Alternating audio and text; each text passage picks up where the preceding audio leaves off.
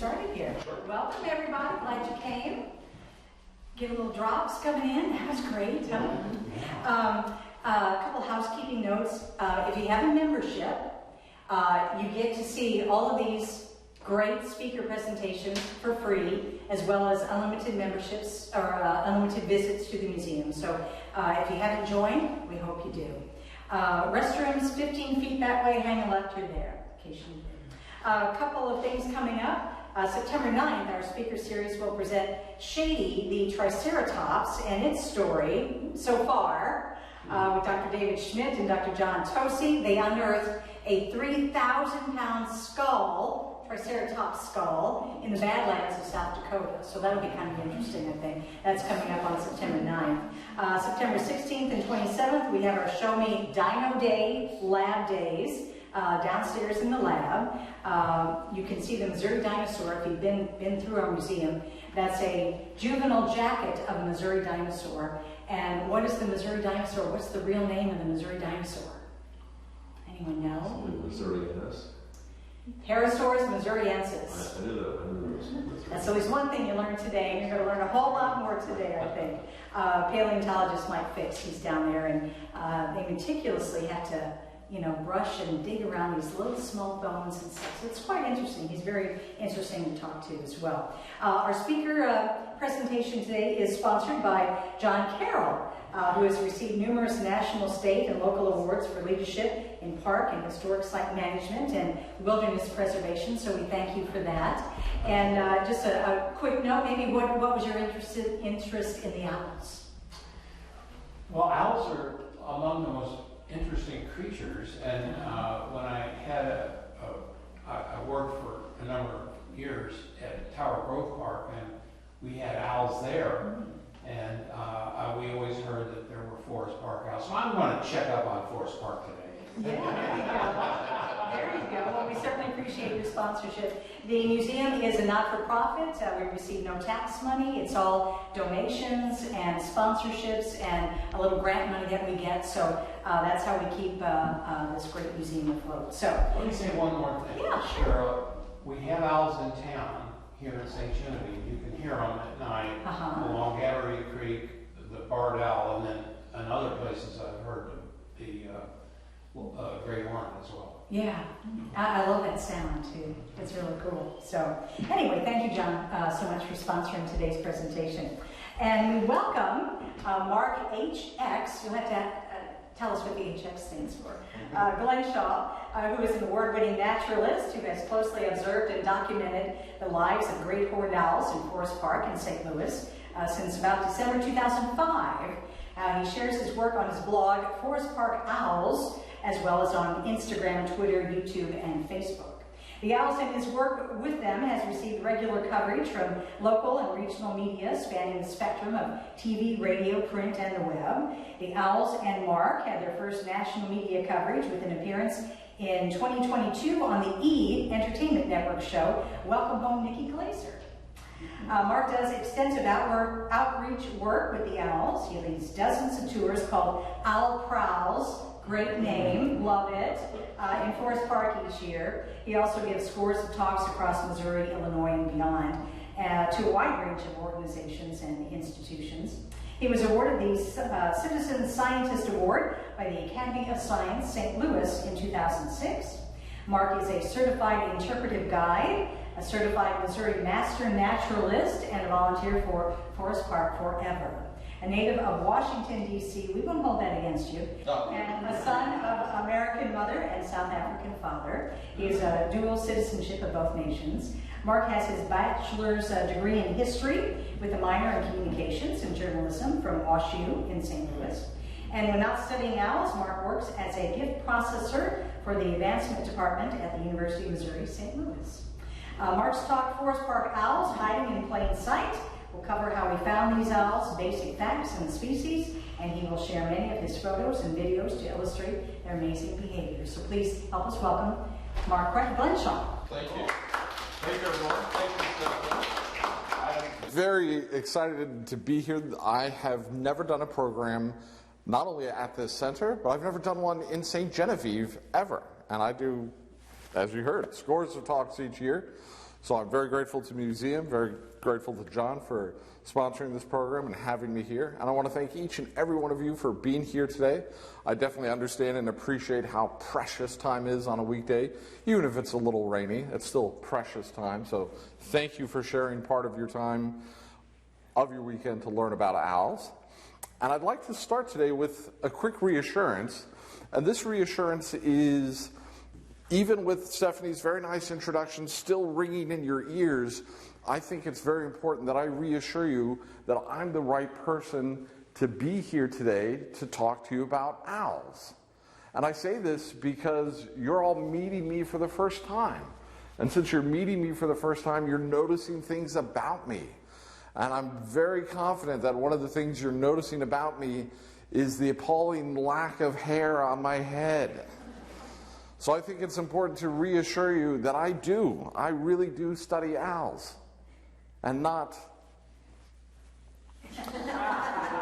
bald eagles.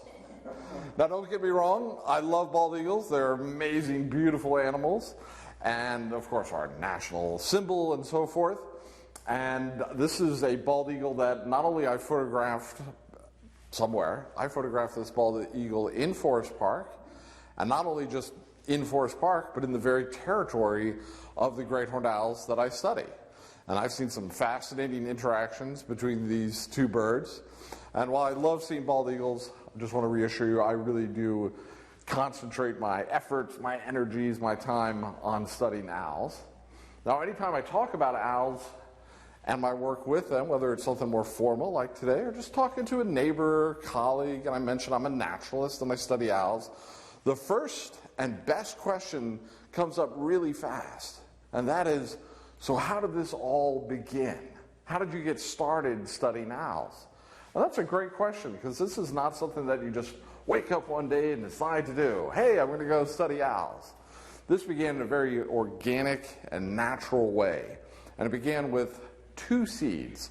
And one of these seeds I'm confident I share with probably everyone here in this room, and that is a lifelong interest in wildlife. Ever since I was a very young child, I've just been fascinated by wildlife. As a lifelong interest, the interest has never gone away. It has had competition, but it's always been there. But I found in the early 2000s, this interest in wildlife really coming up to the forefront in a way it hadn't for some time. So that's the first seed. The second seed is more recent and more localized. This month makes it 28 years that I've lived in St. Louis. And ever since I moved to St. Louis in 1995, I've lived close to Forest Park. As you can imagine, I haven't lived in the same place for 28 years. I've moved around a little, but I've always stayed close to Forest Park. So after moving to St. Louis in 1995, flash forward to the early 2000s, that interest in wildlife coming more to the forefront, I thought, well, where could I study wildlife close to my home? And I quickly put 2 and 2 together. And I said, oh, let's study the wildlife in Forest Park.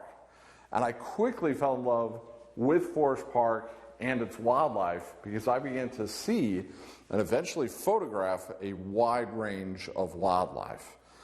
Everything from animals I had seen many times before, like this red-tailed hawk up by the World's Fair Pavilion, to animals I'd seen maybe once or twice before, like muskrats. If you're not familiar with muskrats, they're large aquatic rodents, not quite as big as their close cousin the beaver. And this muskrat is swimming in a creek just by the Muni, just west of the Muni. I also began to see animals I had never, ever seen before, like coyotes. There are coyotes in Forest Park. I saw one 3 nights ago. Now, I did not take this photo. My friend Edward Krim did. But I saw this coyote and its companion on the very same day, December 21st, 2009. And these coyotes were not in some wild, remote area of the park. Nope. That's about 100 yards from the front doors of the St. Louis Art Museum.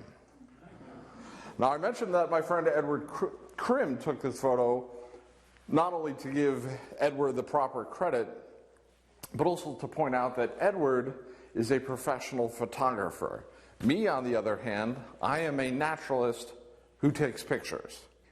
There's a big difference there. I hope you enjoy my photos and videos tonight, but I definitely want to make that difference very clear. And more than ever, and in a variety of ways, I really began to take a much closer look at birds. Birds like this great egret having a snack over by the Steinberg ice rink. So I was just blown away by Forest Park and its wildlife. But I had not seen owls. I knew there are owls in Forest Park from talking to people that really knew the park and its wildlife well, from reading in good, reputable sources about the wildlife in Forest Park, but I wasn't seeing them. But I was not surprised, because while I knew very little about owls, I knew that owls are really hard to find. So as you heard, I lead tours to see the owls that I study. I lead about 70 tours a year, and I will have people in their 70s and 80s who have never seen an owl in the wild. And they're hard to find, not just for one reason or two reasons, but three key reasons. They're incredibly well camouflaged, they're mostly active at night, and if that wasn't enough, they fly fast and silently. Two of those things would be challenging. All three working together, very challenging. So I wasn't looking for owls, I was not expecting to see owls, but one day, without even trying, I finally saw owls. Now, as you heard, I studied history in college, and on this day I was a bad history person. I did not write the date down. But I can tell you it was right in this time of year, late August, early September 2005. And at this time in my life, I lived on the east side of Forest Park, and I worked on the west side of Forest Park. And on this day, I had a long, tough day at work. Whether it's work or school, we've all had one of those long, tough days.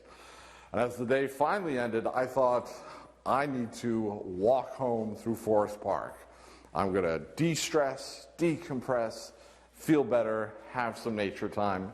And it was such a long day at work that by the time that I left, the sun had already begun to set. And by the time I got to this particular natural area of the park, the sun had set. So I was going through this area, looking around, listening. I was about 100 feet past this dead tree when out of nowhere, I heard hooting. And again, I put two and two together. I'm hearing hooting, it's pretty dark, it's coming from a tree. Oh my gosh, that has to be owls. And I listened more closely, and I went back, and there in that dead tree were two great horned owls. And again, I knew very little about owls, but I knew enough to know that they were great horned owls. Very big, and with two things on top of their heads that I was pretty sure were not horns or antlers. I thought they might be ears. I learned later they're just groups of feathers. And these groups of feathers are called tufts. And I was so excited because I had never seen an owl in Forest Park. I had never seen a great horned owl. And I'd only seen an owl once before in my life, 14 years earlier, on the other side of the planet, in a park near my granny's home in Johannesburg, South Africa. So I was incredibly excited, and I was incredibly lucky because in the next 20 to 30 minutes, I had such an amazing first sighting. In that brief window of time, I saw the owls hoot together, a beautiful vocal and visual display. I saw the owls fly, not once, not twice, but several times. Huge, silent, ethereal, ghost-like, fast. But the owls were not done yet. What do you put on top of an ice cream sundae? Cherry. A cherry. The owl still had a cherry on top moment yet to provide.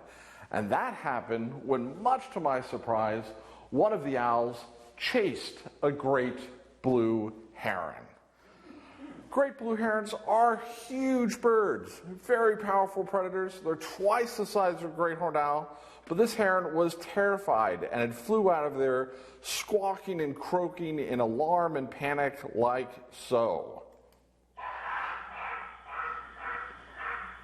That was one terrified great blue heron. I was one totally hooked naturalist. Here in 20 to 30 minutes, these owls had taken my love of Forest Park and its wildlife and poured gasoline on the fire. And I walked home, my eyes doing very good impressions of saucers, and I got home and I told my girlfriend Wendy about every second, every moment, and then I paused and I reflected and I thought, what do I know about owls?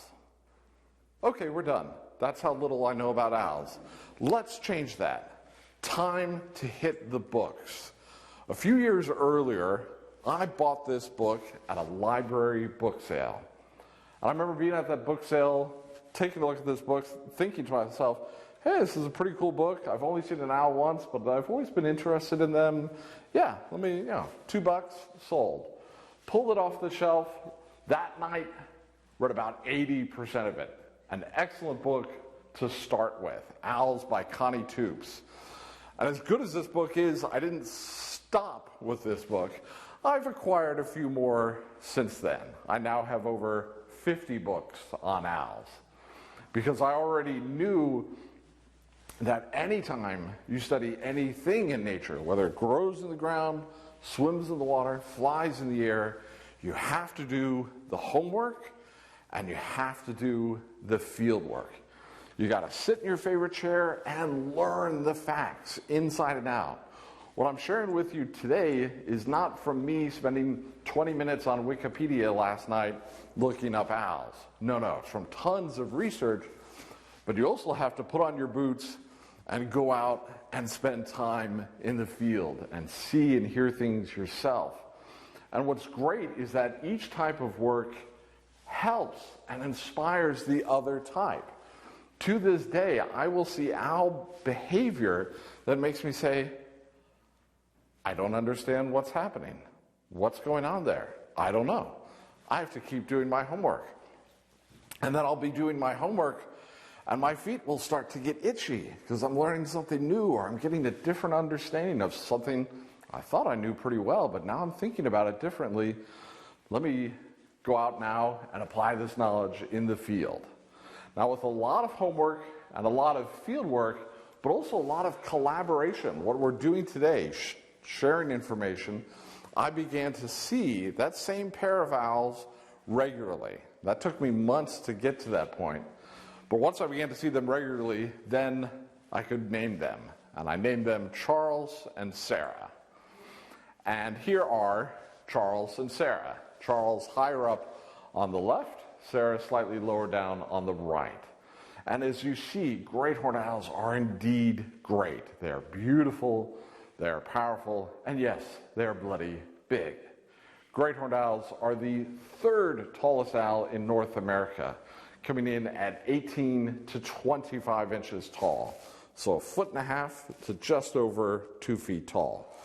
Being so tall means that they are heavy. They are the second heaviest owl in North America, coming in at 2 to 5 pounds. Now that may not sound very heavy, but keep in mind, birds that fly, whether it's an oriole or an owl, but not an ostrich, birds that fly, their bones are hollow. So that makes them very light. And of course, feathers are as light as a feather. So that's heavy for a bird.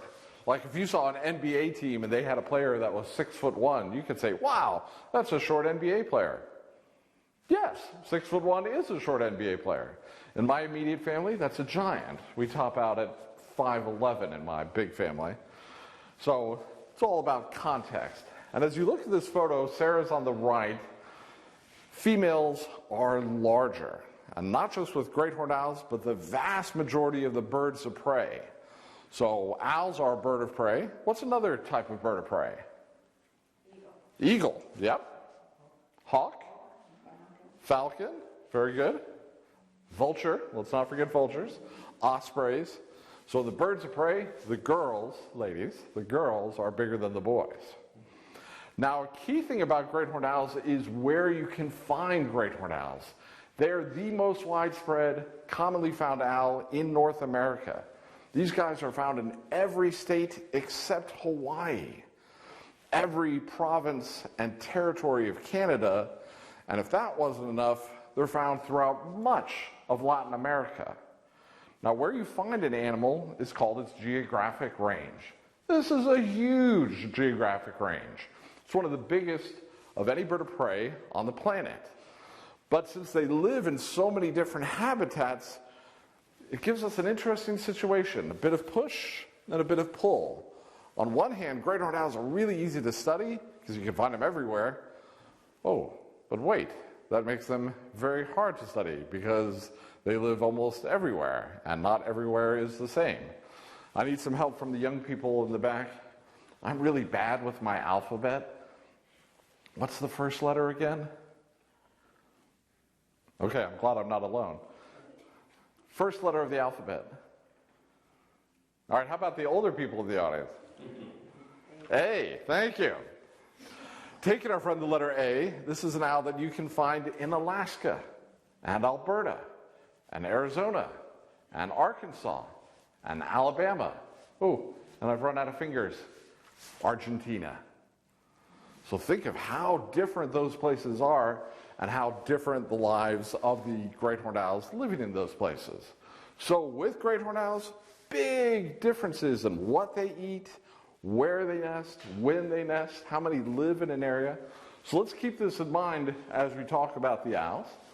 To study the owls, I go out all the time, over 300 nights a year, on average about 5 to 7 times a week. And yes, I was out every night, Sunday through Friday, in the triple-digit heat, and I go out in single digits. And going out frequently gives me a lot of information, and I can compare what I saw last night to the night before, week before, month before, and now over 17 years. Timing is key. I got stuck in the rain and traffic today. I got here at 12:20. I wanted to be here at 11:45 to 12 o'clock. Thankfully, we were ready to go. So timing is key. I arrive about an hour before sunset. And it's also very important that I wear the right clothes and I bring the right gear. You see me here today wearing the proper attire to present for such a lovely audience and such an esteemed institution. Just want to reassure you, this is not what I wear when I go out to study owls. This is what I look like when I go out to study owls. Dark, muted colors. You would see me wear gray, but not a bright blue shirt or jacket. Boots, backpack, cameras, binoculars, and yes, the car with the license plate Owlman. That's my car. And I know we've got some sharp-eyed birders, naturalists, and other observant people. You've probably noticed that the beard in the photo doesn't match the very cleanly, very recently shaved face in front of you here today. Well, what you're seeing in the photo is winter plumage. And what you're seeing here in the flesh today, summer plumage. And in May, I trimmed that down to a goatee, creating spring plumage. So definitely important that you prepare properly. So going out about an hour before sunset, I get to see the owls start to wake up and become active, and I get to see a wide range of different behaviors. And the first behavior I see are the owls sleeping, like Sarah here. And sleeping may not seem like a behavior, but it is. And one thing that attracts a lot of people to owls is that a lot of the way they look and behave, it's a lot like cats. And you know how your cat will be wide awake and then totally asleep and then partially awake and then wide awake and then back to sleep? The owls will do that.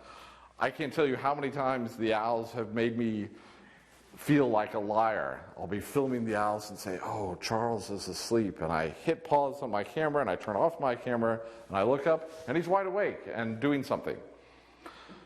I swear he wasn't 4 seconds ago, but that's what they do.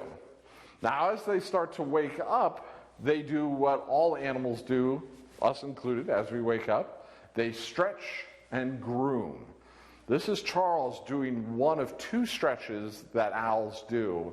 And that massive expanse of wing and feathers, that is one wing. Their wingspan is 4 to 5 feet wide. So I call this stretch the escalator stretch. And they also do both wings over their head, what I call the double wing stretch. So let's look at a video of an escalator stretch, and you'll see that when they stretch out the wing, on the same side of their body, they stretch out their leg and toes. And you'll also see why I call it the escalator stretch.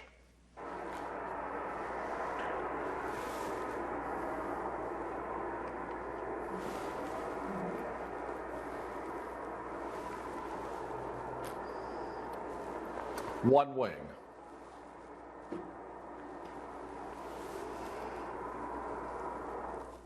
And it looks like an escalator unfolding and then folding back up. The owls will also, as they continue to wake up, they will groom. Here is Charles doing an amazing bit of grooming. He is grooming his tail feathers with his mouth. Owls have incredibly flexible necks. I don't know about any of you guys, I can't scratch my nose with my shoulder or my shoulder with my nose, but he is grooming his tail feathers with his mouth. Grooming is very important. It helps keep the owls clean, dry, warm, keeps their feathers in good shape, which allows them to fly silently. Grooming is important not only for their personal hygiene, but also for social interactions. I think it's fair to say that none of us look as we do right now as we did when we got out of bed this morning. We've all done some grooming. Thank yous all the way around. So let's watch Charles do some grooming. And they groom different parts of their bodies in different ways. Not to brag, but I generally only use my toothbrush for my teeth. So Charles uses his bill to groom some parts of his body. Other parts of his body, he uses his talons, his toes. So this is just one type of grooming.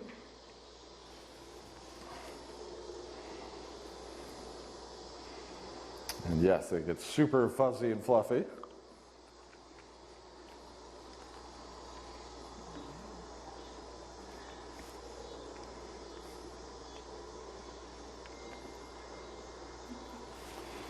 And he just folds himself back up. And one of the things I love about studying these owls is every night is different, every night is unique. Some nights you see a lot of stretching, very little grooming. Sometimes one owl does a lot of stretching, one owl does a lot of grooming, but not both. Sometimes you barely see any stretching and grooming, and then they fly off. You're like, okay.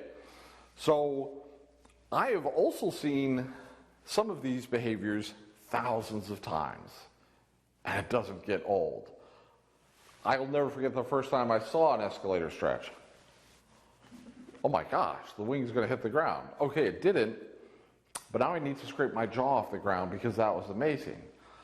I can't wait to see it again because these behaviors are endlessly fascinating, beautiful, and amazing. There are also behaviors that you might see only once or twice, and I'm going to show you one of those behaviors next.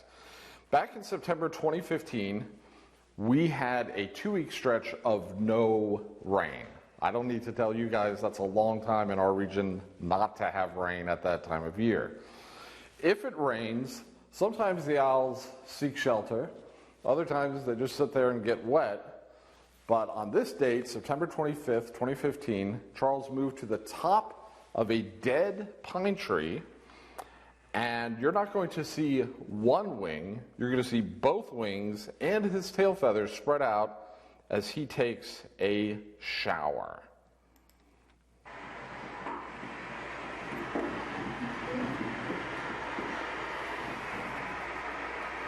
And this was not a gentle shower, this was capital R rain.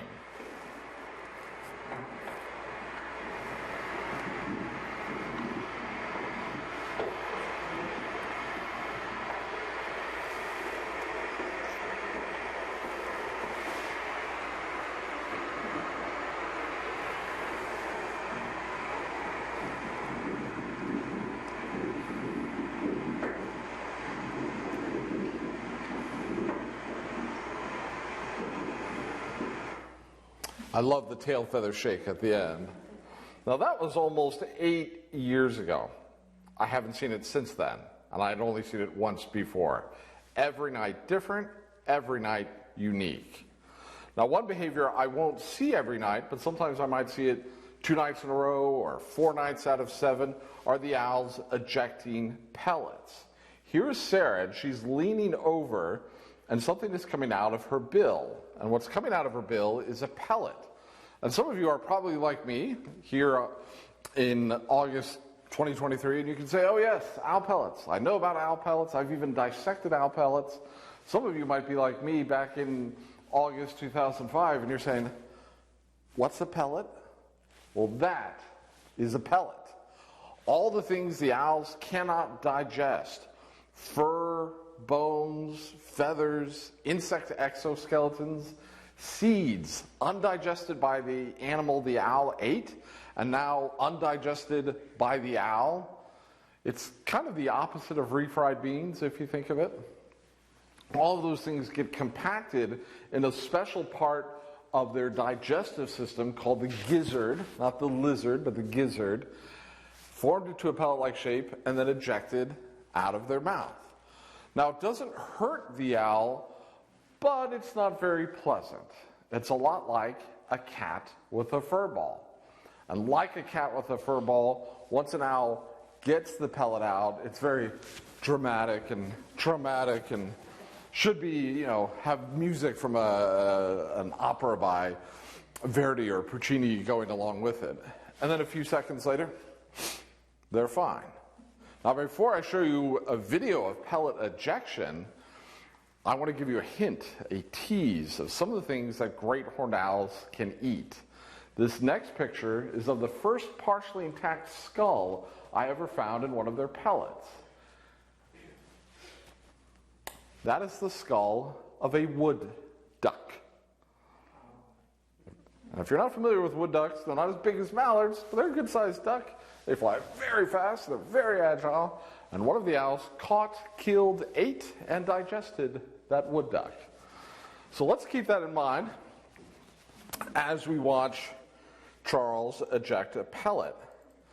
Now, sometimes you're just watching an owl, and you look back at them, and whoa, they're ejecting a pellet. It just happens with little warning. Other times, like this, you get a lot of warning. I was noticing this white patch on Charles's throat getting bigger. This white patch on the throat is called the Ghouler Sack, G-U-L-A-R, sack with no K. And I noticed it getting bigger, and we'll talk about the Ghouler Sack in a different way a little later, but I also noticed that he wasn't hooting.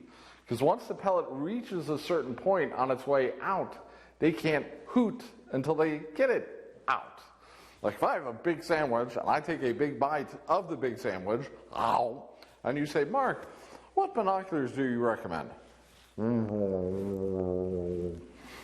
Okay, now I finished eating. So I was noticing these things, so I kept watching and I kept filming.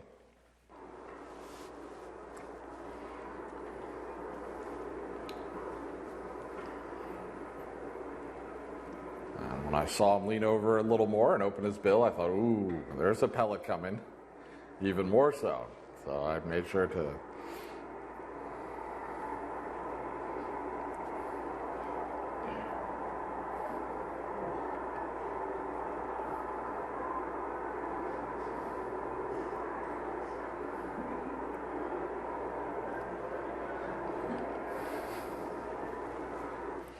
And then a few seconds later, he's fine. Now, I noticed I always love watching people watch the video of pellet ejection because it's one of those things of cool, gross, I don't know how to feel all at once. And the post-pellet reaction, that head twitch to the right shoulder, this is January 2013. I had seen many, many pellet ejections. I had never seen Charles or Sarah twitch their head to the right shoulder. Flash forward to 2023, I have seen head twitch to the right shoulder a healthy number of times. Head twitch to the left shoulder twice, and only in the last few years. Every night different, every night unique. Now, we're coming to the end of summer, and I'm excited about that because as we get into The end of summer and into the fall, this is when the owls hoot together. And when any two owls hoot together, of any species, it's called a duet, just like two people singing together. And great-horned owls duet for many reasons. This is how they declare their territory. This is our territory. This is how they defend their territory. This is our territory. Stay out. There's also a tender side to duets. This is how a new pair of owls courts, how they date. And this is how an established pair builds and maintains their pair bond. And their pair bond is very, very important, as we shall see. Now, we've talked about the size difference, that the females are bigger, but what if you can't tell who is bigger? In this photo, Sarah, the larger female, is high up on the right, but she's farther away from the camera. Charles, who is a big male, unlike me, is closer to the camera. It's hard to tell just looking at them which one is which. Well, thankfully, great-horned owls, their hoots, 99% of the time, are very different between male and female. The male hoot is low, long, few, deep notes. Hoo, hoo, hoo, hoo. Very much like a French horn. The female hoot is shorter, softer, higher notes, and more of them.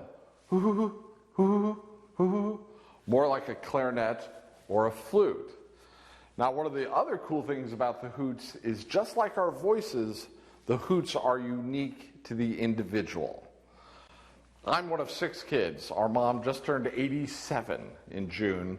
I can call up my mom. She hears my voice. She knows not only which one of her 6 children it is, but there's about 7 billion people on the planet.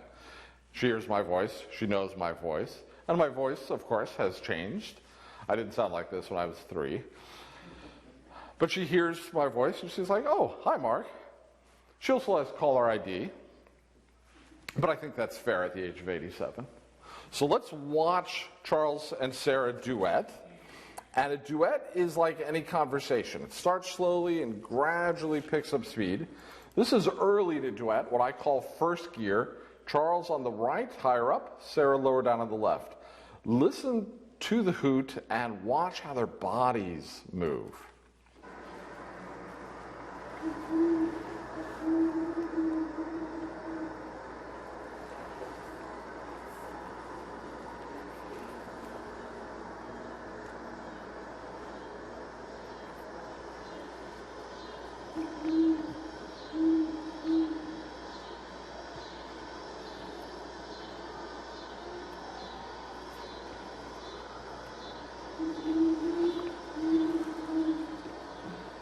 Isn't that gorgeous to see and hear? Beautiful to hear, even better to see and hear it.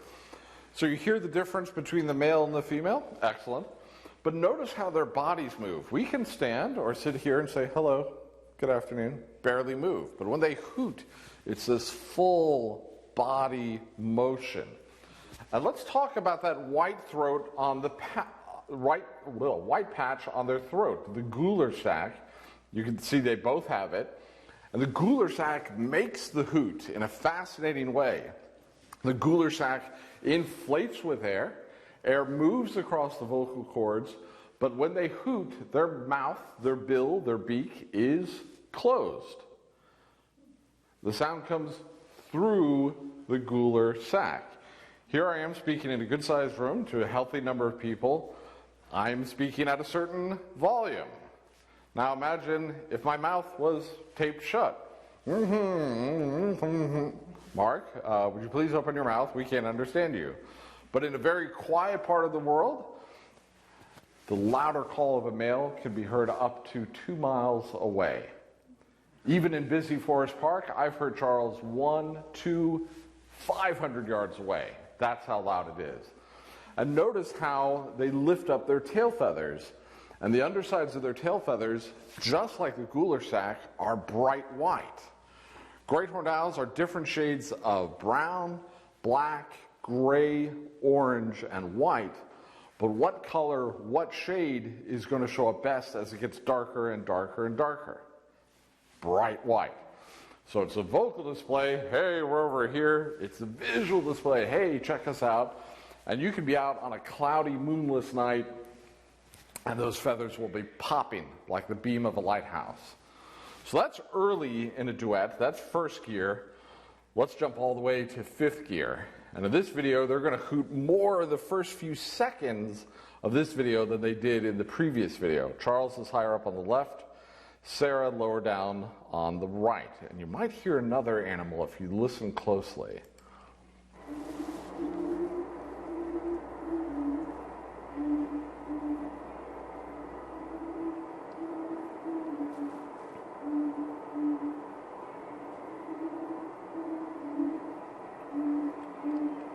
Notice how they're even overlapping. It's like they're finishing each other's sentences. So very intense.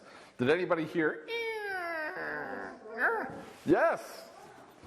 Warning call of an eastern gray squirrel. Well done. And the eastern gray squirrels are basically saying to each other, the owls are waking up. Run. Now, of all the different behaviors with the owls, the hardest to do is to watch them hunt, because first of all, you have to go find them again. You have to reacquire the owls. Sometimes they'll hunt right in their immediate neighborhood, but they usually fly off and go hunting. I'm going to show you why it's so hard to find them again. As you learned, I'm not from Missouri, but I've been here a while. I've come to respect the spirit, the ethos of the show me state. So I'm going to show you this video of Charles doing a very typical going off to hunt flight, and then I'm going to ask you a few key questions.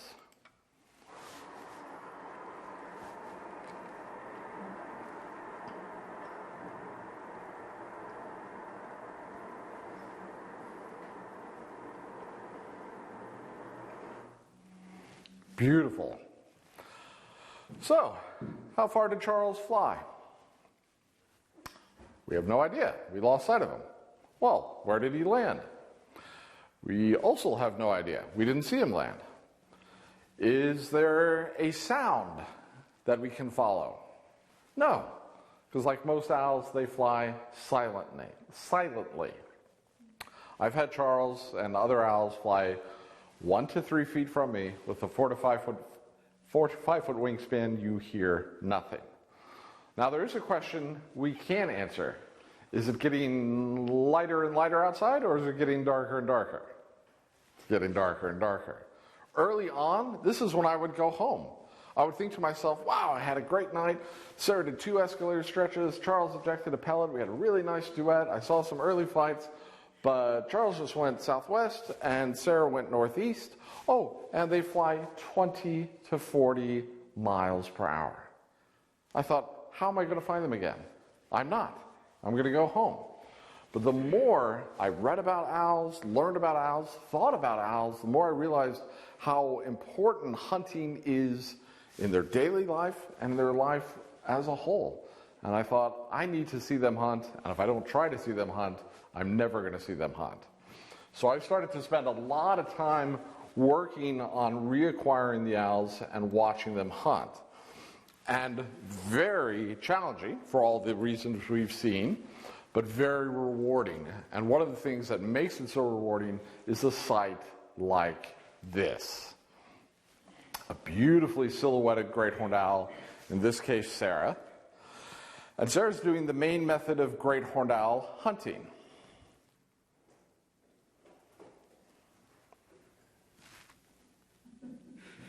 Perch and wait, look and listen.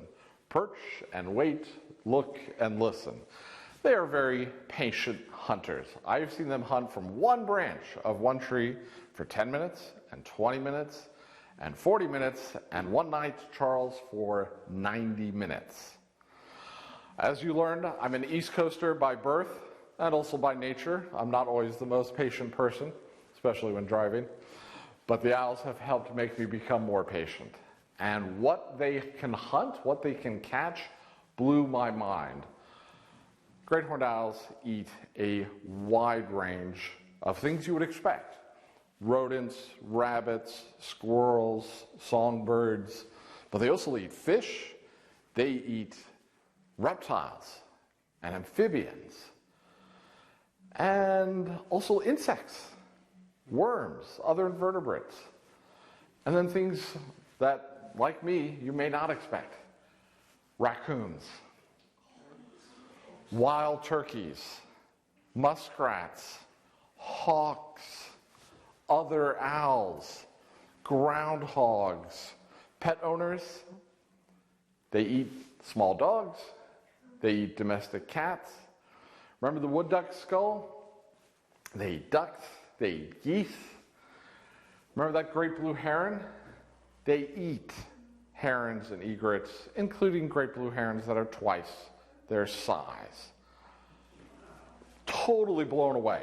These guys are right at the top of the food chain. Whether it's Forest Park in St. Louis or St. Genevieve or San Diego, great-horned owls eat almost everything. There's only a handful of things in Forest Park they cannot eat. Coyotes, foxes, but adult foxes, adult coyotes. A puppy, they can take that out. White-tailed deer, bald eagles, that's it. Everything else is on the menu. Now, like all predators, great-horned owls miss way more than they succeed. And one of the most exciting animals to see them go for, whether it's successful or not, are bats. And they go for bats in midair. I'm going to show this video a few times because it happens very quickly. Sarah's going to fly from the right side of the screen, bat from the left, magic in the middle. Whoa, going for that. Jeez. I also do my own color commentary. Free of charge, you know, it's bundled, it's all part of the service. Pretty cool, pretty crazy. Well, let's break that down a little more slowly. Here comes Sarah blazing along.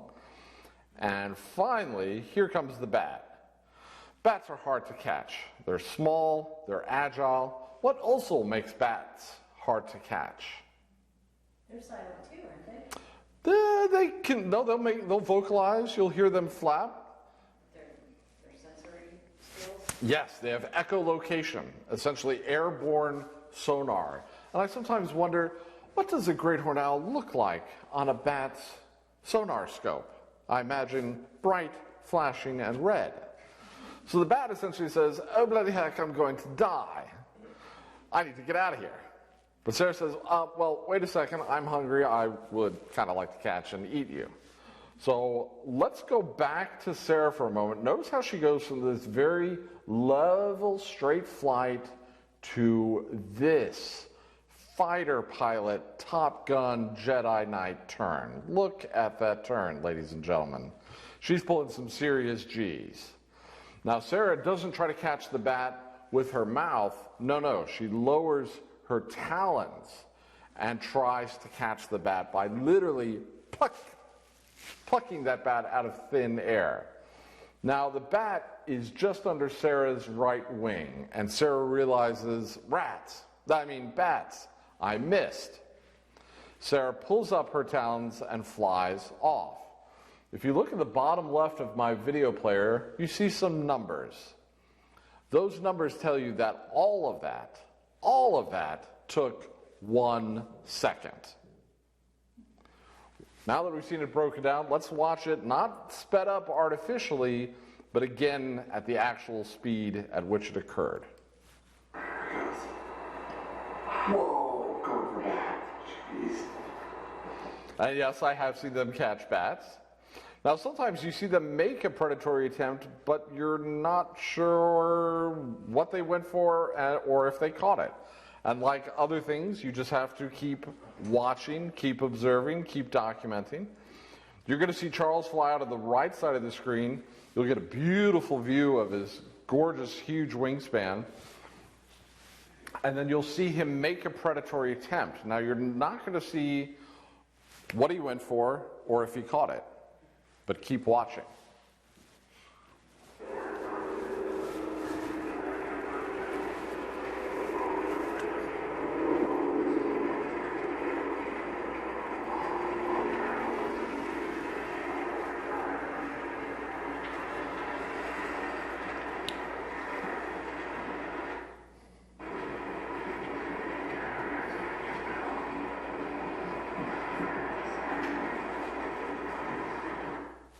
He caught a small rodent, a mouse or vole. Well done, Charles. Even better, Sarah was nesting in a tree about 20 yards from him.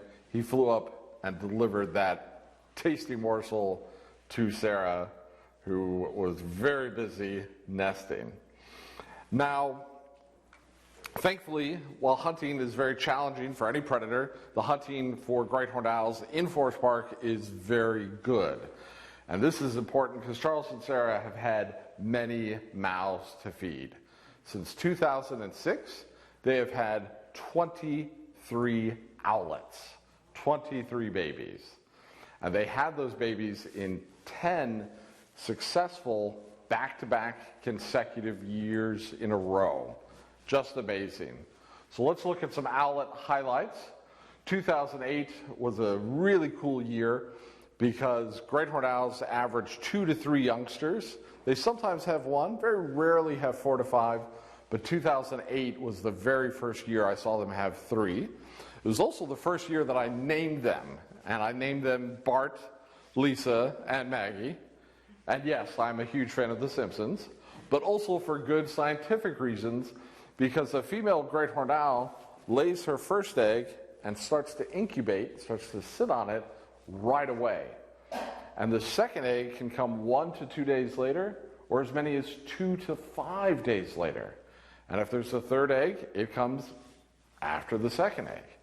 And surprise, surprise, they usually hatch from the egg in the order in which the eggs were laid. So I wanted names that gave me a family age order. Also, as one of 6 children, I'm sensitive to the family dynamics involved. 2012 brought one of my favorite owlet photos, and feel free to say, "Aw," because how can you not? And those were Christopher in velvet.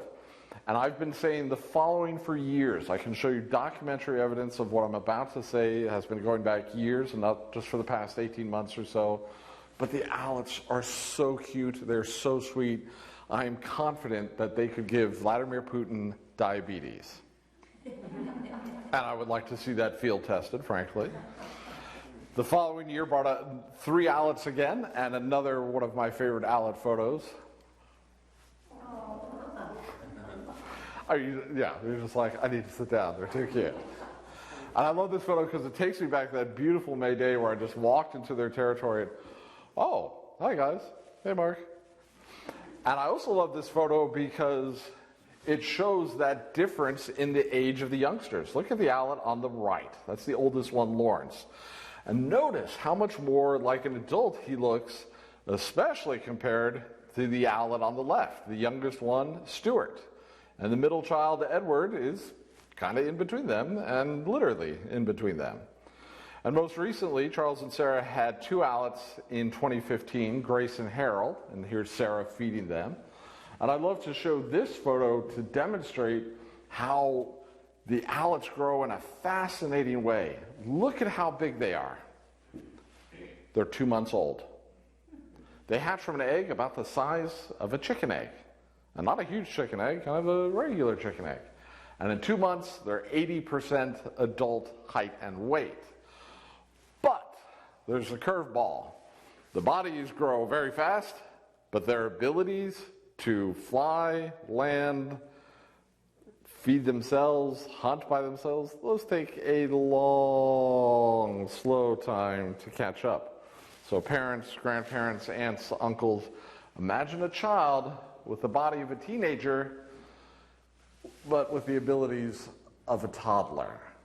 So hug your children, grandchildren, nephews, nieces, that we humans grow pretty much in tandem.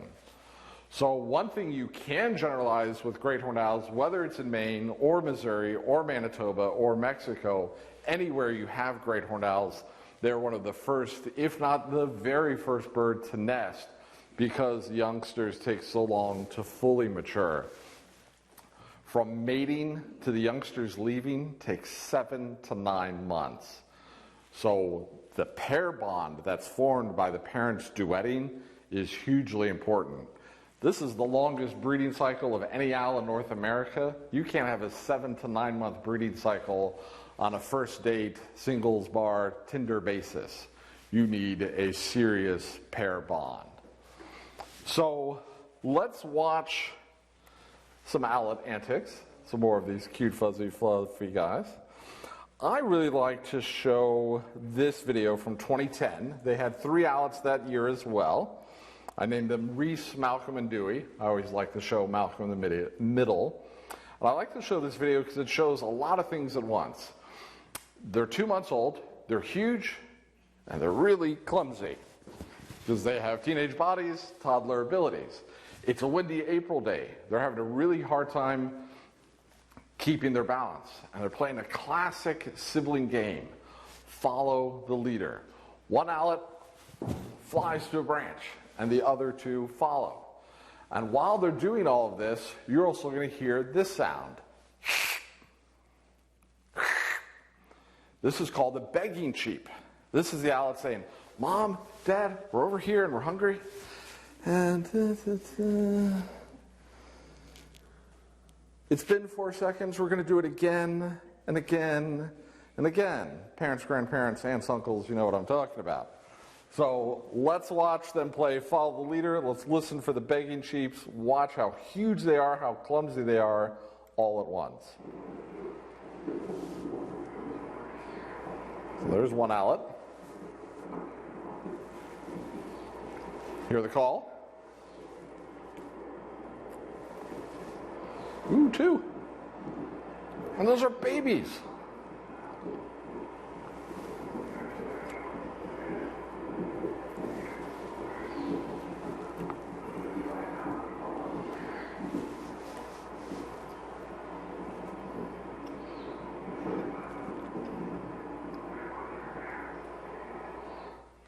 I mean, if you saw a human being that was 80% adult height and weight, would you think, oh, that's a baby? No, you'd be like, oh, some teenager, whatever. Now, the following year, they had 2 owlets, Dalton and Monica, and one night they were playing follow the leader, and things got a little challenging.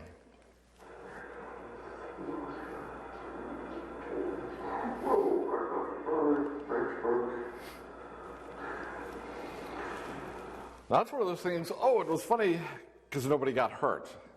That could have gone differently, and it's a tough life for the owlets. They have many challenges, many dangers. Some owlets from GreatHorned Owls don't make it to birthday 1. Some that make it to birthday 1 don't get to birthday 2. So it can be tough out there.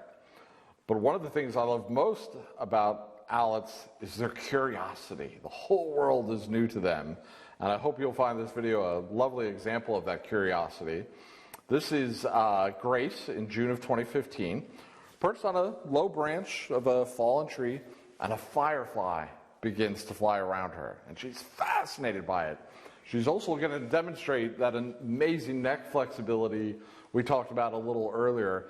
And I don't care how much yoga or Pilates or Kung Fu you've done, don't try this anywhere.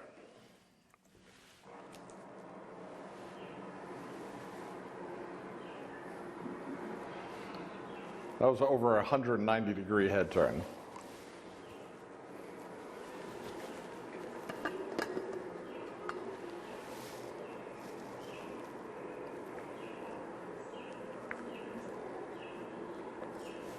The firefly is going to come back to her left. There it is.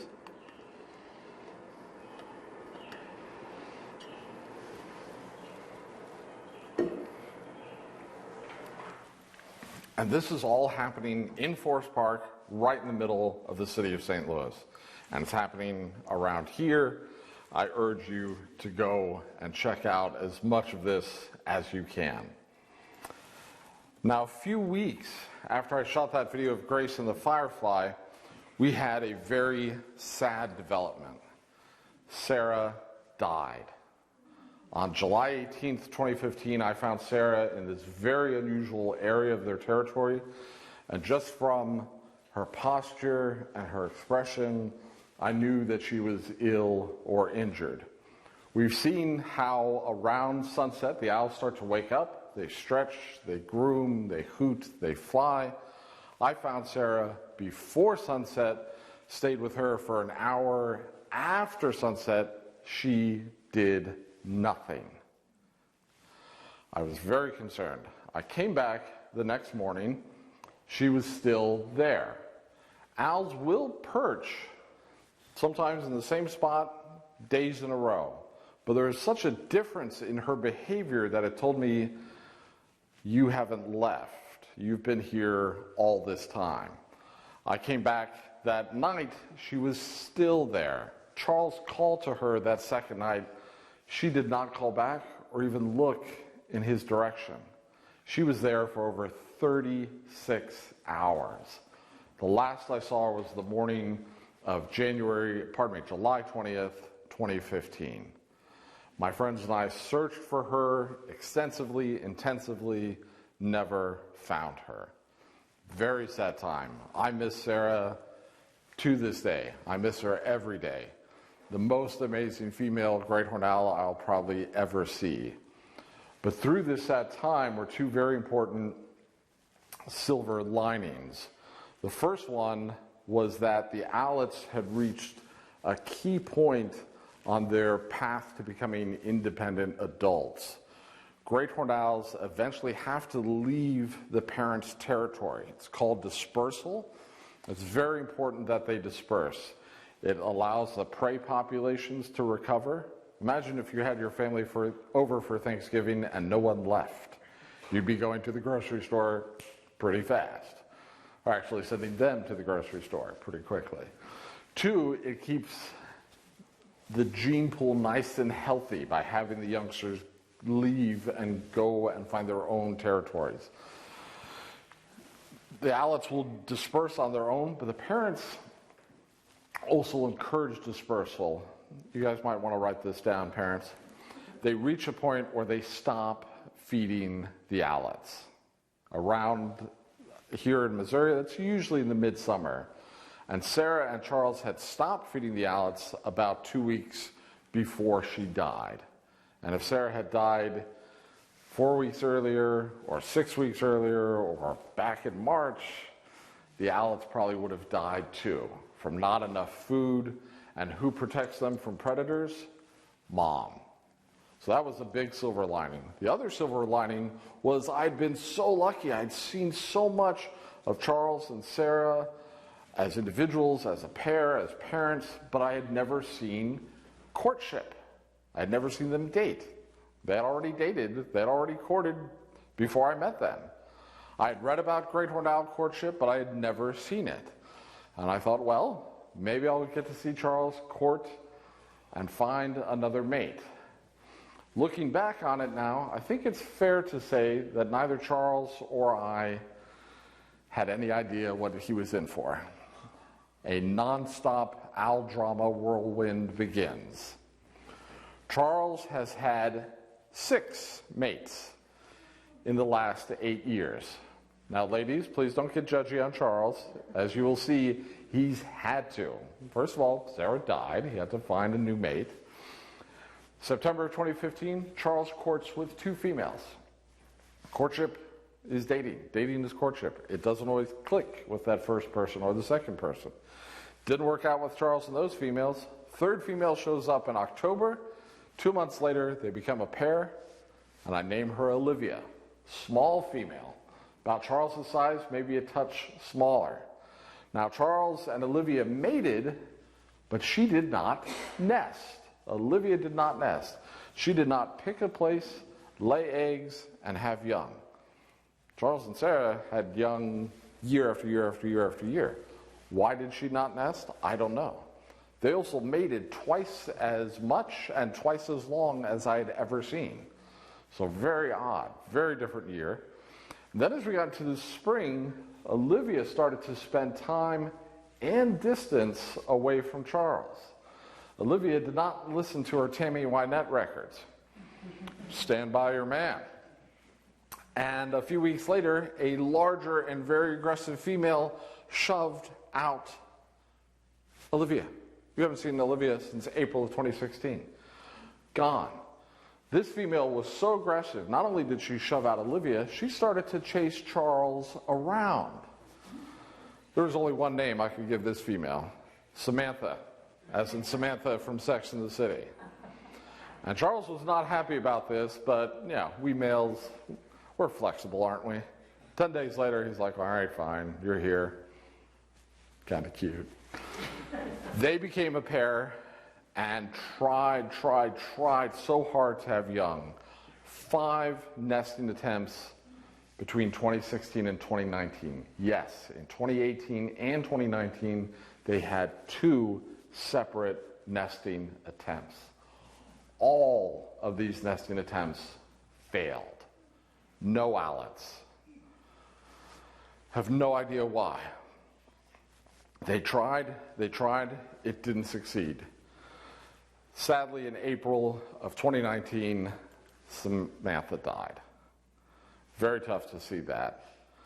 A few days after Samantha died, I was in Forest Park and I found Charles, and I'm talking to myself quietly in my camera. That's how I take notes. I have bad handwriting, so I record my voice on my camera. And I'm looking at Charles in a group of pine trees, and I say, I wonder if and when Charles is going to find another mate. And I turn my head to the next group of pine trees. Oh, hi. Huge, beautiful female, Sarah size, right there, 20, 30 feet from Charles. I named her Danielle. They became a pair. They mated, and she started to nest in 2020. Everything was going great, and then the nest failed. Raccoons got into the nest. And it was sad, it was disappointing. I couldn't be too mad at the raccoons. 1, they got to eat, they got to live. 2, remember who eats raccoons? GreatHorned owls. And how many GreatHorned owls, how many times have Charles and company created GreatHorned owl orphans, widowers, and widows? Charles last night went for a juvenile raccoon, teenage raccoon. Nest failed in February of 2020. A month later, Danielle disappears. We have no idea what happened. Now, as we've seen, Charles has usually been single briefly, months, days, weeks. Well, he ended up being single the rest of the spring, all of the summer, and almost all of the fall. No sign of Danielle. Charles did not take this sitting down. He advertised big time for a mate. Calling. Hey ladies, I'm here, I'm single, I'm ready to mingle. Check out my incredible territory. He did court with a female briefly in the late October, but a few nights later, there's Charles calling with the female. We had a love triangle. Another male shows up to the south of the female. She goes over to the other male. Charles did not give up. Kept working on it, wooed this female finally away from the male. 2 months later, she comes back. On January 4th, they mate, and then she disappeared for 5 nights. Finally, by the middle of January, I could make the call that yes, they are a pair now, and she's nesting. Please say hello to Sophie. Like Samantha, bigger than Charles, but not huge like Sarah and Danielle. And thankfully, they had owlets. 2 owlets in 2021, Neil and Lyle. And that was so cool to see owlets again for the first time since 2015. And the owlets left the nest in early April. And we got to see an owlet behavior that I'd never seen before. GreatHorned owls, like many owls, rarely drink water. They get most of what they need in terms of liquid from the prey they eat. You saw Charles catch that small vole. They eat that down. There's a lot in that vole. Blood, water, and other liquid. Well, I had seen the parents drink, but I'd never seen owlets drink until that year. And I got to see it twice. One time after sunset, and then one time on a bright, clear day, just at sunset. We still had a lot of light.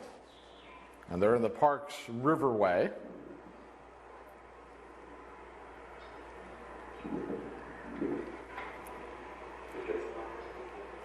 So the owlet on the left has been drinking and bathing, and now comes down the owlet on the right. And the other bird you're hearing is a very unhappy male red-winged blackbird. And this was a scorching hot day. Not as hot as what we just had, but well into the 90s.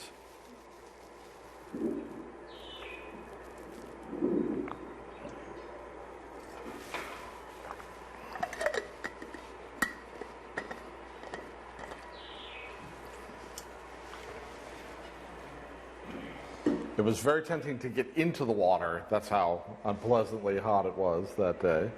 But amazing to watch Alex drink.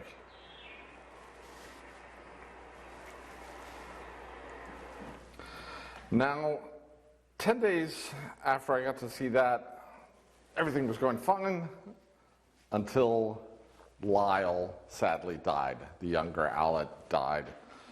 On June 28th, I saw him looking a lot like Sarah did back in July of 2015, leaning over, hunched, eyes half open or very tightly shut. I was very concerned about him, and the very next morning he was dead on the ground. Very sad to see that. Thankfully, Neil did well. Neil eventually dispersed in November, and soon after Lyle died in late June, we really didn't see much of Sophie. She just kind of disappeared. It was like, okay. Finally, in October, another Sophie returned, but we weren't sure if it was Sophie. It's a big, long story there, but from her markings, her vocalizations, and the documentation we had, we could not tell that, yes, that is the same female. But in the meantime, things just kept going. They started to mate, and she started to nest in December. Very early nesting, one of the earliest I've seen. And they had 2 Owlets again. First saw them in February. We always have to wait to see how many. And yes, it was 2, Betty and Sydney. Betty named for Betty White, Sydney for Sydney Poitier. And here they are still in the nest. And then just a few weeks later, out of the nest. They fledged in mid-March. Pretty much within the same period of time. And they eventually dispersed, leaving the parents' territory in September and October. So here they are in mid-March, and then here is Betty just before she dispersed, and here is Sydney just before they dispersed. So you see how much they grow and mature. And as we were going through the summer with the Owlets, Sophie disappeared again and has not come back. We haven't seen Sophie since June 8th of 2022. Charles started to advertise for a female, and a female showed up September 28th. Right away, we knew it was not Sophie. They had very intense courtship that first night, and we named her Virginia. Beautiful female, big like Samantha and Sophie, but not huge like Sarah and Danielle.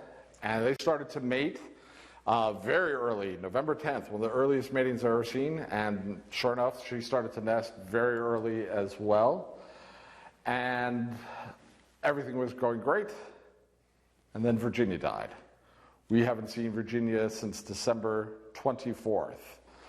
And we weren't seeing her, and then on December 30th, Charles came to that hollow where she was nesting, delivered prey, was calling at the hollow, no response from her. Charles got into the hollow with her, no response from her. And this really was telling us that things were not good. And then 4 nights later, on January 3rd, Charles went to that hollow and took prey out. You can't use that, but I can. And soon, after this very sad development, and it was even more sad because she had laid eggs. And with her death, the eggs didn't make it. Not only do they have to be incubated, but female great-horned owls rotate their eggs. The male just doesn't do that. So very sad development. But Charles began to court with another female pretty much immediately, and began courting consistently with this female, but she wasn't in the core of his territory consistently. We would see her maybe 3 nights in a row and then not see her for a night, and then see her for another night, and then not see her for 4 nights, and then see her for 1, not see her for 2. And during this time, other females were trying to court with Charles. How did we know they were different females? Their hoots are different to the individuals, and we could hear those females, you're a different female, you're a different female. Finally, in mid-March, the female that we first saw began to spend time with Charles consistently in the core of their territory. So now I could name her, and I named her Tess. And she, like Sarah and Danielle, huge female, as big as they get, 23 to 25 inches tall. So far, so good, and we are hoping that they will mate and nest successfully this year. We have to take this one night at a time. In conclusion, this is just a taste of my many years of studying the GreatHorned Owls in Forest Park. I really want to thank you guys for coming, and there are many ways you can learn more about the owls and my work with them. You can ask the Museum Learning Center to have me back. I've got 3 other talks on owls, one just on hunting and feeding. It's such a meaty subject. If you want to see more of those cute fuzzy owlets, I have one talk just on mating, nesting, and owlets. And then if you want to learn how you can find owls in your area, I have a talk called How to Find an Owl in Your Neighborhood. I also want to invite you to find me online. I have a pretty healthy online presence, blog, YouTube, Facebook, Twitter, and Instagram. If I gave you a business card, all that information is on my card. We have cards on the table here. You can also tap me on the shoulder. I also will invite all of you, this is a standing invitation, to come to Forest Park and join me on an owl prowl. It's a 2-hour tour. We start at that key time, about an hour before sunset, and we go out for about 2 hours. And if you're wondering, will we actually see an owl? I'm happy to say about 98, 99% of the time, we not just see an owl, but we see a lot of different behaviors. If I could swing a baseball bat that well, the Yankees and the Dodgers would have to split my services. So I lead owl prowls all the time. I even set a new record in 2021 by leading 96 that year. For an owl prowl, please email me not 1 date, but 3 to 4 dates. That gives us more to work with. It's kind of like having dinner with someone. If you say, oh, how about the 30th? Well, I'm busy. But if you say, how about the 30th, the 9th, the 14th, and the 18th? Okay, yeah, I can do the 14th. Take out groups of about 1 to 6 people. If you have 7 or 27, I'm happy to lead as many owl prowls as needed to accommodate everyone. I love leading owl prowls. I really want to thank the St. Genevieve Museum Learning Center for having me here. I want to thank Mr. Carroll for sponsoring this program. I want to thank each and every one of you for coming today, and I'm happy to answer your questions. Thank you kindly. Thank you. Thank you very much. Ma'am, I saw your hand. Do the males and females have different coloration? Different coloration, that's a great question. Some great-horned owl researchers say that females are darker, categorically. Other researchers say they tend to be darker. I think it's more of a tendency, not an overall rule. And some of that being darker comes from if they're in a nest and they're not getting as much sun, those feathers aren't getting as bleached by the sun as the male. So I've seen very dark females with Charles. I've seen females that have been less dark than other females. Charles is generally brighter than the females I've seen him with. But except for really one owl species, there's not a strong color difference between male and female. And that owl that has a big difference in coloration, it's actually more markings and colorations, is a close cousin, the snowy owl. The snowy owls and great-horned owls are in the same genus, the genus Bubo. Yes, Stephanie. Oh, I have so many questions. Good. I'll be here until the cows come home or the cops get called. Two that immediately come to mind. How do you know it's Charles every time? And 2, they nest in the thick of the tree there. Yeah. They're owlets, but then do they just like live on branches? Or do they have a nest like an eagle's nest? Excellent questions. How do I know it's Charles? You're Stephanie, right? Yeah. You're not Stephanie Herbers that I work with, No. or Stephanie Gutierrez that I also work with, or my cousin Stephanie. You're your own Stephanie. So think of someone you've known for 5, 10, 17 years. You get to recognize voice, posture, attitude, what German scientists call, it's a very technical term, the vibe. You get to know these individuals. Now, it's tricky sometimes, depending on the day, the light, the angle, what you had for lunch, to tell who is who. Last night, I couldn't find both owls. I found one owl very quickly, and from that angle, I was like, okay, that's a tree Charles has been using a lot recently. It's not the branch he's usually been using in that tree. I can't tell from this angle who it is. I finally, after 3 angles, I could say, I'm pretty sure it's Charles. Now, once I saw him in a 4th angle, I was like, okay, it's definitely Charles. Then I heard him hoot. So it's not something I take lightly, but it's something I've worked very hard at doing. Now, it's very important when you see an animal to be very humble. Because I can say, yes, I know Charles from all these different things and all this time. Sometimes people will see, for example, a bald eagle. And then they see a bald eagle in the same general area a week later. And they might say, oh, there's that bald eagle again. Are you sure it's that bald eagle again, or just a bald eagle?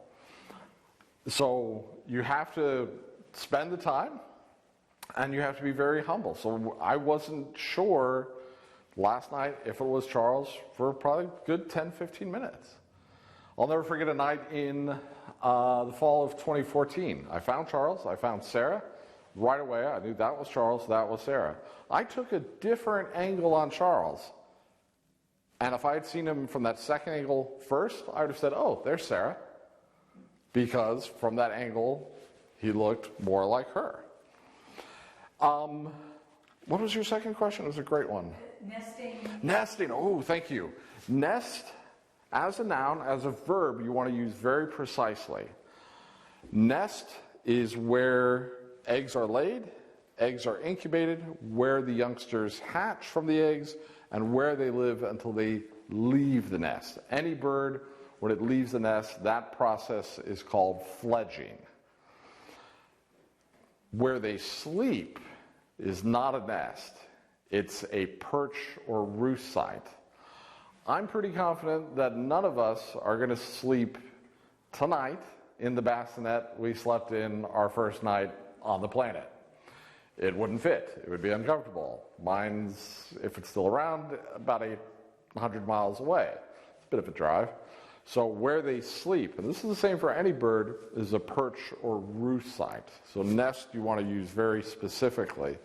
Now, with great horned owls and nesting, with that huge geographic range they have, great horned owls use so many different nest sites. Different spaces, different places. We could all go out right now in this immediate area and probably in 20 minutes find a robin's nest. Why? We know what they look like. We could go to Simpson Lake in Valley Park, Missouri, southwest St. Louis County, and find a bald eagle's nest because we know what they look like. If you said, Mark, go find a great horned owl's nest today in St. Genevieve, I could say, well, it's late August. They're not nesting now. I could show you spots. I could find spots that would have potential because great horned owls nest in more different types of spaces and places than any other bird species. Not owl species, but any other bird species in the Americas. So I can take you to Forest Park and show you from that tree, well, about 50 yards from that tree was where they nested in 2010. But that tree's not there anymore. But I can show you where they nested in 15 other years. Why? Because I saw it. But if I hadn't seen it, I couldn't tell you that. So great-horned owls, with that huge geographic range, they nest in so many different places. It's amazing. Yes, sir. Charles, you say you've seen for 17 years. Yes, sir. Do they know what the average lifespan of a great horn is? And is he near it or over it? You guys have great questions. Great-horned owls, most widespread, commonly found owl in North America, found throughout much of Latin America. We do not know the average lifespan. There's still a great deal we don't know about great-horned owls. We know the record lifespan for great-horned owls in the wild is into their 20s. I have a minimum age for Charles. And as the Brits say, that's no small beer. I can tell you that Charles is at least 19 to 20 based on two key facts. One, I've studied him now for 17 years. Two, they generally don't have babies until they're 2 to 3 years old. And the first year I saw Charles and Sarah, they had young. So Charles is at least 19 to 20. Using the same equation, when Sarah died, she was at least 11 to 12, maybe 13. But with Sarah 18, is Charles 25? I have no idea. If I could ask Charles one question, Mark, you have one shot, don't ruin it. I wouldn't have said, oh, should I have worn that black jacket? It would be, Charles, how old are you? If I could ask Tess one question, how old are you? When Sophie had young, was that her first reproductive rodeo? Some female great-horned owls will nest in their first year. Did Olivia not nest because she was too young? I don't know. The age thing is very important, and one thing, just back to Charles for a second, that I've been very aware of and very mindful of and have emphasized to myself and to others is that with Charles, he's an older guy. There's less sand in the hourglass. And our first priority every night is counting heads. And some nights we don't see everyone, but that's always our first priority. So yeah, the age question is a big one. Sir, I saw your hand, and then we'll get to you, Don. Well, I was wondering, when you name the owlets, how do you know which to give them a male or female name? How do I know the sex of the owlets? I don't. With a lot of kids. Yes. And one of the many things we don't know about great-horned owls, the sex ratio. How many males, how many females, percentage thereof. We don't know if males live shorter lives than females or vice versa. When I name the owlets, I am definitely aware that I don't know. It's not quite what engineers describe as a WAG, a W-A-G, a wild-ass guess. I've got about a 50-50 shot of being right and wrong. And last year, we got, I beg your pardon, 2021, we got a brief hint that of one of the sex of one of the owlets in the late, into the fall when Neil hooted.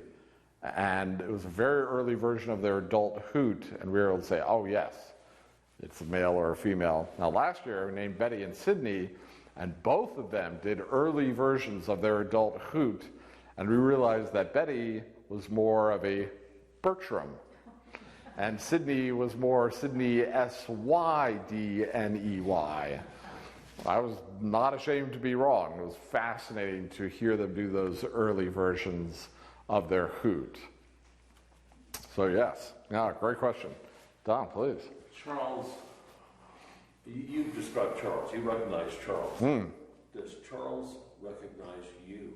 Ooh, excellent question. Most of the time, at most, I think it is recognition of Charles, of me by Charles. And if there is recognition by Charles of me, I would attribute it to three things. Two, I'm sure, are very high on your mind: longevity and frequency. More important than any of those is how I conduct myself. Dark muted colors, move quietly, talk quietly. I literally wrap my keys in a rag so I don't jangle as much. Forest Park Forever, the nonprofit conservancy that manages the park in a partnership with the city of St. Louis, just increased a key number. This key number is the total number of visitors that Forest Park has every year. Does anybody want to guess the old number? Million? Good for you. Sometimes I've had people say, oh, 20,000. I'm like, well, the Muni fits 10 a night. The old number was 13 million. The new number is 15.5 million. And the population of Missouri, between 5 and 6. The population of Illinois, about 16 million. And the reason I bring up this figure is whether it's me in Forest Park over 300 nights a year, or somebody visiting from Kansas or Kazakhstan who's going to the park for the first time, no matter where we're from, what we're doing in the park, Muni, museums, zoo, boathouse, there's some weird guy that studies owls, I don't know what his problem is. No matter what we do in the park, we all finish our time in the same way. We go home. When I'm there with the owls, I am in their home. I want to be a good guest. Someone says, Mark, come over for dinner. Dinner's at 7. I'm going to be there at 6:58. Not 7:58, not 6:15. Hi, you're just getting out of the shower. How's it going? I'm going to do my best to be a good guest. And so I do feel at times that there's an element of recognition. I've had moments over the years of feeling a deeper connection, and I never take any part of that as a given, as something I don't have to try and earn every day. And it's amazing to feel that. And also, yeah, that's something I've done very carefully, very slowly, very gradually. Earlier this summer, Charles began insect hunting in July. In the past few years, he's usually starts to insect hunt in August. I was like, wow, a month earlier. So one night I'm watching Charles hunting insects, and I just got a new body for my camera. First new camera body in over a decade. I'm still learning it. So I'm watching Charles, I'm trying to adjust my camera to get a better view, and I look up, oh my gosh, he's gone. And I look down, and he was about 15 feet from me, right on the ground. Totally calm, totally relaxed. I just did my best to be invisible and inaudible, and then he flew off, totally calm, totally relaxed. Again, I'm a guest, we're guests. Have you ever tried to tag an owl or anything to be able to follow them to progress through life? Or? Oh, that's banding studies on great-horned owls have been done extensively. There's now in Forest Park, it's been going on for over a year now, the Forest Park Living Lab. It's a joint collaborative effort of the World Bird Sanctuary, Washington University in St. Louis, the St. Louis Zoo, St. Louis University, and they put a GPS tracker on a female great-horned owl, not one of Charles's mates, but another female, and found some fascinating information from her. And that's a whole new realm with some of the newer tracking devices. But there's also a lot to be said for old-fashioned going out in the field and seeing what's what. And I can tell you the many different places in the park that I've seen the owls without that technology, with just my ears, feet, proper clothing, things like that. So yeah, old-fashioned banding studies have yielded a lot of information, but the recovery rates of banded birds are relatively low. You can still learn a lot from them, but it's not, field of dreams. If you band them, you will find them again. You might band a bird and never see it again, or no one else might ever find it. So one figure I need to get into my head, a gentleman, I hope he's still on the planet, and I say that because he started banding birds when he was a youth during World War II. Charles Stewart Houston has banded more great-horned owls than anyone, period. And I'm off the top of my head, I would say his recovery rate is under 10%. And we've still learned a lot from that 8-9% that have been recovered. Yes, sir. Great question, Joe. You referred to the core range or the core. How many ranges or how many territories of pairs of owls would there be, and what's the or is it possible to say what the approximate population of owls in Forest Park would be? Yeah. Oh, no, excellent questions. So Forest Park is big. Anyone know the size of Forest Park? Just under 1,300 acres. One of the largest urban parks in the United States. 500 acres larger than Central Park in New York City. But it's finite. As of now, I know of 2 pairs of great-horned owls in Forest Park. In the winter and early spring, we had 3 pairs that I knew of. What's harder to quantify, whether it's in Forest Park or in Mark Twain National Forest, are single owls. Single owls of any species are called floaters.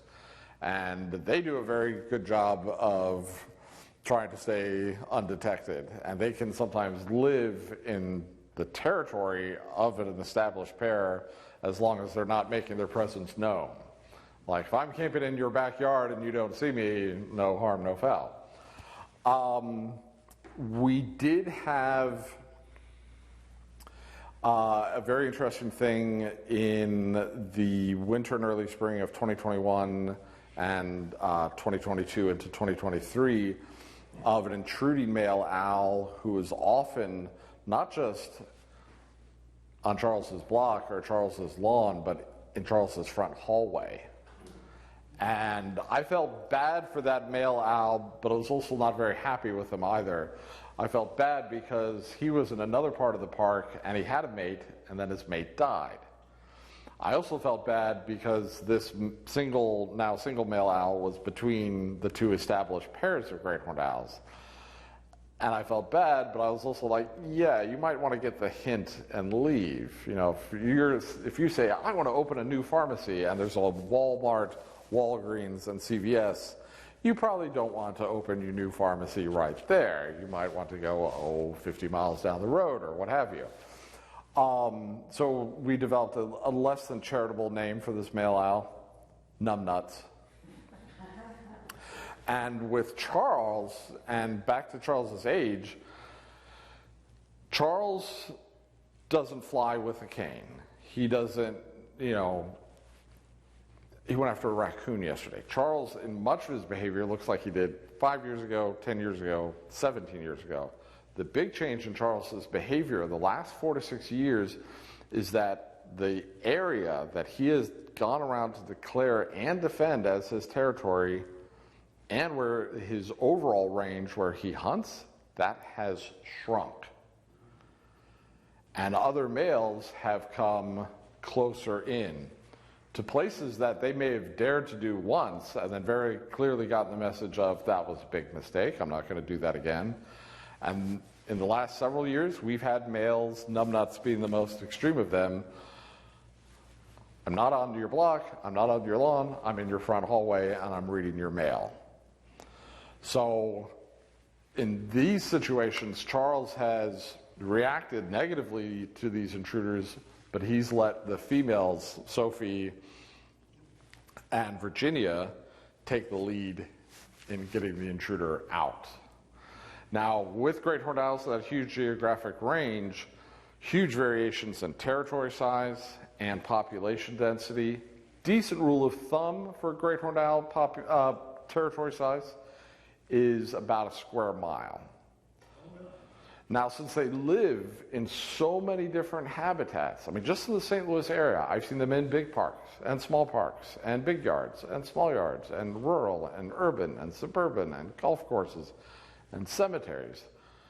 A little exercise I do, and I was doing it while I was driving down here today, I'll look out my window and I'll ask myself, would this work for a pair of great-horned owls? The answer, more often than not, is yes. They need trees for roosting and perching, spots for nesting, but again, they nest in so many different spots, and then open areas to hunt. Think of your neighborhood. You probably check all of those boxes. I've had a great-horned owl in my next-door neighbor's backyard in Dogtown, south of Forest Park, right in the middle of the city. House, house, house, house, house, house, house. I've seen them, again, in every type of place. Crazy adaptable, fascinating to study, challenging to study. You're going to miss Charles. We thought we did. In mid-May of 2019, Charles disappeared for 10 days, and then I found him in a place at a time where I'd seen him many times before. It was like, hey, Mark's at the grocery store on Saturday. I often go to the grocery store on Saturday. So when I found him, I was like, okay, here you are, awesome, but where have you been? Next 5.5 months, Charles spent a half mile from the core of his territory. I have no idea why. Now, this was right around the time he paired up with Danielle, and on somewhat serious but somewhat silly thoughts, perhaps Danielle said, oh, I'm not living in your ex's house. You need to buy me my own house. 5.5 months later, he moved back with Danielle. Mid-May, jump forward another year, mid-May of 2020, Charles disappears. We didn't find him in 5 days, or 10 days, or 15 days, and my friends and I were scouring Forest Park. We were looking in places we had never seen Charles. Like, oh, we've never seen him here, let's check anyway. 6 weeks, we didn't find him. 2020, he was not a spring chicken then. And after 6 weeks of not finding him, I made the very tough call, and you can read all about this on my blog, that Charles is all but certainly dead. 2 weeks later, here I am, back to the core of his territory. Yeah, so we had a bit of a preview of that, but very early on, one of my earliest and longstanding supporters, former colleague of mine, he said to me, Mark, you're going to go there one day, and the news is not going to be good.